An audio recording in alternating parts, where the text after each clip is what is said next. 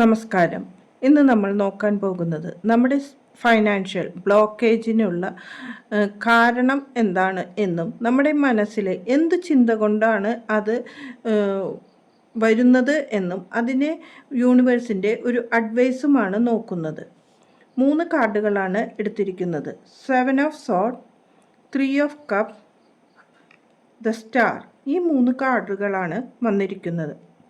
ഇവിടെ നമുക്ക് കാണുവാൻ സാധിക്കുന്നത് നിങ്ങളുടെ ഫൈനാൻഷ്യൽ ബ്ലോക്കേജിനുള്ള മെയിൻ കാരണം എന്ത് കാര്യവും പൂർണ്ണതയിൽ എത്തുന്നതിന് മുന്നേ തന്നെ നിങ്ങൾക്ക് ആവശ്യമുള്ള കാര്യങ്ങളും എടുത്ത് മാറിപ്പോകുന്ന ഒരു അവസ്ഥയാണ്.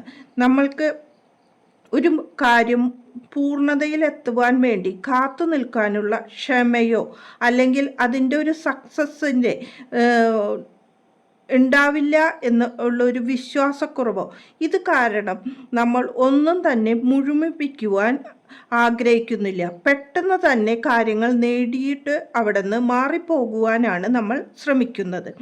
നിങ്ങൾ എന്ത് കാര്യവും ചെയ്യുമ്പോൾ അത് പൂർണ്ണതയിലെത്തിക്കുവാനും അതിനെ ഒരു വിശ്വാസത്തോടു കൂടി മുന്നോട്ട് പോകണം എന്നാണ് യൂണിവേഴ്സ് പറയുന്നത്. ഈ ഒരു വിശ്വാസമില്ലായ്മ കൊണ്ട് പിന്നീടും നമ്മൾ പറയുന്നത് നമ്മൾക്ക് ഫൈനാൻഷ്യൽ സക്സസ് ഇല്ല, എപ്പോഴും ബ്ലോക്കേജ് ആണ് എന്നതാണ്. ഈ ബ്ലോക്കേജ് നമ്മുടെ മനസ്സിൻ്റെ ചിന്ത കൊണ്ട് മാത്രം വരുന്നതാണ്. ഈ ബ്ലോക്കേജ് മാറ്റുവാൻ നമ്മൾ എന്തിലും വിശ്വാസം അർപ്പിക്കേണ്ടതാണ് പ്രാധാന്യം.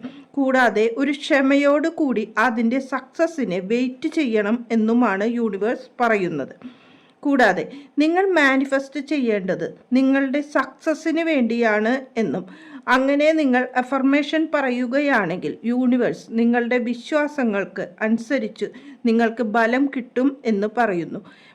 ഒരു കാര്യത്തിലും വെയിറ്റ് ചെയ്യുവാനുള്ള ക്ഷമ ആർക്കും തന്നെ ഇല്ല.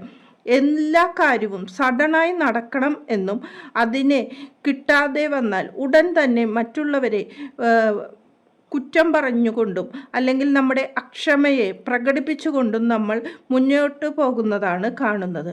അത് നമ്മുടെ മനസ്സിൻ്റെ ഒരു പരിമിതിയാണ്. ആ പരിമിതിയെ മറികടക്കുവാനാണ് ഇവിടെ യൂണിവേഴ്സ് പറയുന്നത്. നന്ദി, നമസ്കാരം.